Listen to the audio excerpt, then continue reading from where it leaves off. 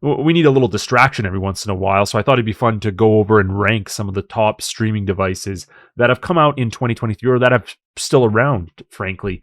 Now we're doing it a slightly different way, and we're going to start by looking at another website's ranking and see where they get, and then we'll be doing our own ranking system where you can actually join in and rank as well. So it's a cool way. So make sure you stick around for that, and you'll have a chance to rank your own streaming tier list. So we'll talk about that. All right, but let's get into things. So we're going to start, and I've done this almost 2 years in a row now, where we go to Tom's Guides and we review his top streaming devices. Now, to say I disagree with Tom's guide on most of these is a bit of an understatement. That's why we're doing our own ranking system. But let's at least have a little chuckle as we go around. So the number 10 is Roku Ultra, and you'll see as we go along. I actually think this one is a fairly fair rank. So number 10, Roku Ultra. Again, Roku's a closed system. But with that being said, putting it in 10th is, I don't think, a problem at all, because a lot of people like those closed systems and the ease of use. They also have great video quality, Dolby Vision. They're not that expensive. I know it says expensive here, but they're actually pretty reasonably priced when we look at some of the other devices. So at number 10, I think this is absolutely perfect. Now, they really, really love Roku devices on this, and it almost makes me think they're like sponsored by it, but I don't think it's said anywhere here that they are. So we'll assume they aren't. But they have the Roku 4K Plus at number 9. And again, I'm okay with this because it is one of those devices. It's compact. It's a little more affordable than the box. There is no Dolby Atmos, but it still has a really great 4K HDR, Dolby Vision, the voice remote. It's still a solid device, especially at the price point. And at number 9, I think that's a fair ranking. Now, this is where we're starting to get into a little bit of shit. Okay, we're really starting to. They put the Chromecast HD at number 8, which I think is a little bit low. Like, I would put this closer to 6 because it's one of the best inexpensive devices besides the Fire Stick. I put the Fire Stick here. I put the Chromecast here, right? It's not quite as developed, but it's like the Google version of the Fire Stick with a different operating system, right? So it's another compact device. Super affordable, and that's why I said this might be a little bit low. It's very cheap, but the HD version, of course, has no 4K, which for most people they won't care about. But now that we're 2023, it seems like most devices should at least default come with 4K going forward. Now, number 7 is one I don't even think I would have on the list. You guys like this device. A lot of you love this device. I don't. The ONN 4K streaming device, a super affordable, I will give you that. Decent device, but I've had nothing but problems. It's glitched. They don't last long. I've had a lot of people come back and say, yeah, it's only lasted me a year. It's only lasted me a year and a half. It is crazy affordable though. They can go as cheap as $15, some people have said in the States. So it might be the cheapest one on this list by far. It is, of course, Google TV, which is a major positive. And it is the cheapest 4K streaming device. However, there is a ton of speed issues with it and remote issues and lagging issues. Number 7, I don't know. I wouldn't even have this on the list. Let me know what you think down below. Now, number 6 is the 2nd gen Fire Stick 4K Max. And this is the only Fire Stick on this list. And that's why I'm like, number 6? Really? Because obviously I would have this in my top 2. But to have it at 6 is kind of insane. It is extremely affordable for what you get. It has Wi-Fi 6E support. It's very, very fast, supports a ton of apps. And yeah, it says more expensive than most competitors, but it's not when you account for everything it comes with, right? This is a very big part right here that I definitely agree with. The excessive promotion of Amazon content. Yes, the Fire Stick is fully loaded of ads. I just did a video on that last week, but I still think 6 is just way too low for this affordable and great device. All right, number 5, the NVIDIA Shield. This is a top 3 device for me as well, but I can understand because of the price people get turned off. It is one of the most expensive ones on the list, and this isn't even the Pro version, but it's extremely fast. You can game on it like no other device, Ultra HD, AI upscaling.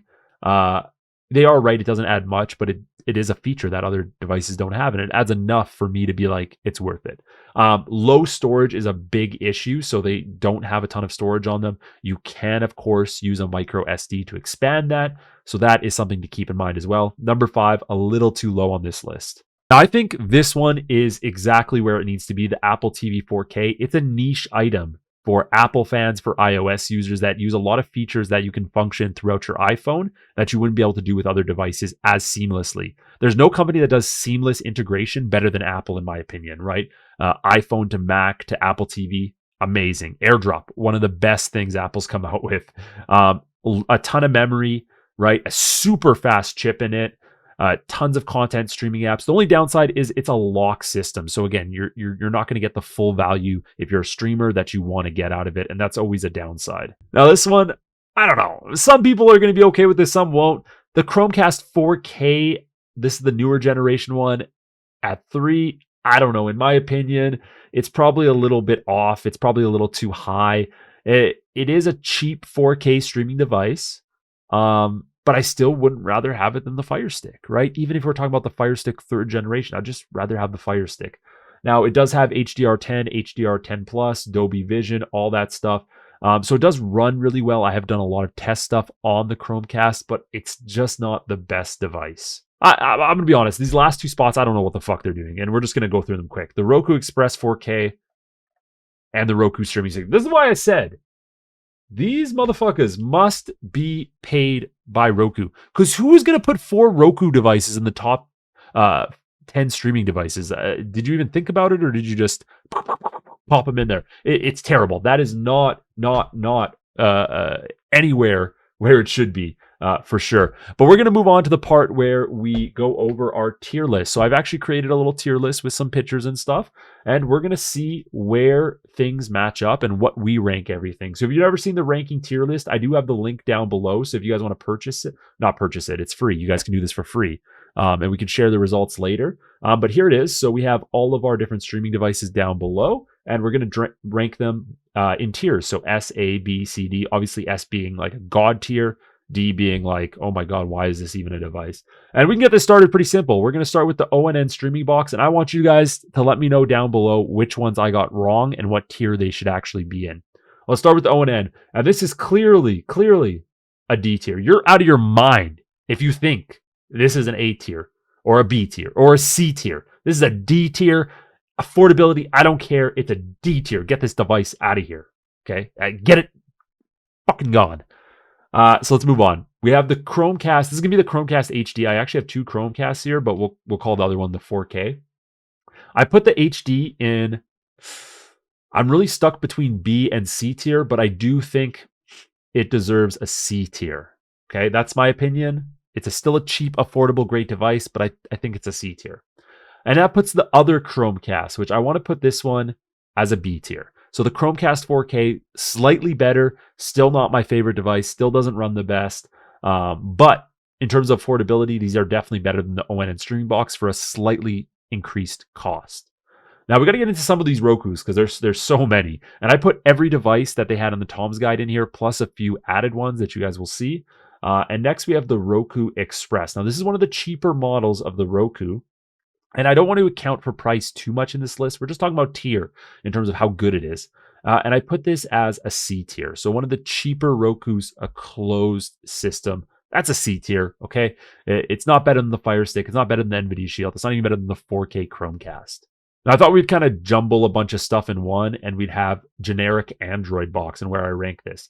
Now, if you guys remember Linus Tech Tips did a video on Android boxes, basically calling them all garbage and viruses. And he's not wrong. A lot of them are completely dog shit, but there are some great uses for them. They're extremely affordable, and there's a lot more options. So because there's a lot more options, this is going to be a B tier. It's very out there. There's a lot of different choices, and if you're a power user, that you can really find some great deals in there. And even if you're not, you can find some great deals at the cheapest possible prices that are alternatives from the Fire Stick and the ONN streaming box, the Chromecast, all that stuff. Now here's one. We have the 4K Max 2nd generation, and this is going to be a hot take.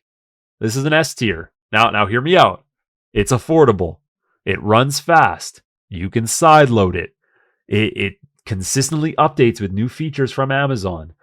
It's easy to install everything. In my mind, this is an S tier. Let me know what you think about that down below. I think some people would consider it an A tier, but it has to be in those top 2 in my opinion. Now, the Apple TV. Now, this is one I struggled with, but because of how well it's made and everything, even though it doesn't allow side loading, I consider it an A tier. It's a great fast device, 4K, tons of compatibility through your Apple ecosystem as well. So it's going to benefit some users more than others. You do have to keep that in mind. Now, I did put the Mi Stick on here, and I was actually really surprised with this device when I tested it, and that's why I'm putting it at a B tier. I do like it more than the Chromecast, but I do think it has equal value to the 4K. So I'm going to switch these up a little bit. I do think the Mi is the best out of all the devices in the B tier. So we'll put that one ahead. It's fast, it's easy, it runs Android TV, it's compatible with every streaming app. It really is one of the better streaming devices that are alternatives from the big systems. All right, Roku Ultra. Fuck, I hate on Roku so much. They're just, I don't know. I don't like closed system stuff. It's just Apple TV I like a little bit more. But the Ultra is better quality. It has some extra features, all that. I'm going to put this one in B tier, and I will explain why in a second. And that's because I'm going to put the 4K stick in A tier. The 4K stick, I don't think the Ultra adds enough value to pass it, and the 4K stick at its price is just a lot better than the Ultra. So in that, we'll compare price a little bit. That's an A tier. Now I think we have a couple more that might surprise you a little bit, including the NVIDIA Shield TV Pro. And this, in my mind, has to be the only other S tier, okay? Yes, it's expensive. Yes, it's opposite of the spectrum. But if you're a power user and you love overkill devices, you're like, I need the best device possible. It's the NVIDIA Shield TV Pro. Nobody has knocked it off yet. It's still the best device. It's just when you account for affordability most of the time, it's hard to recommend it.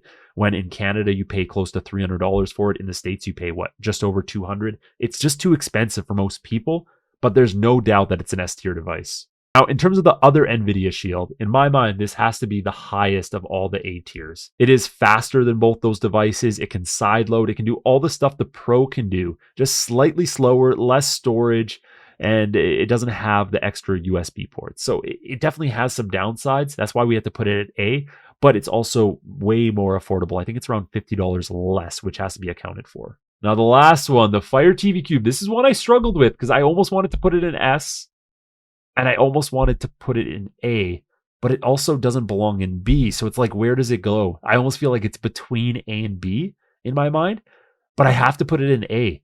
It's just a really great alternative to the Fire Stick with that built-in Alexa, a great design. They really sped it up with the 3rd generation, and they even include that HDMI in port, which allows you to connect an extra device to it to save you a port on your TV and also sync it through your system, which is really cool. And I would almost have this ahead of all the other ones, again, because you're able to sideload. That makes a huge, huge difference.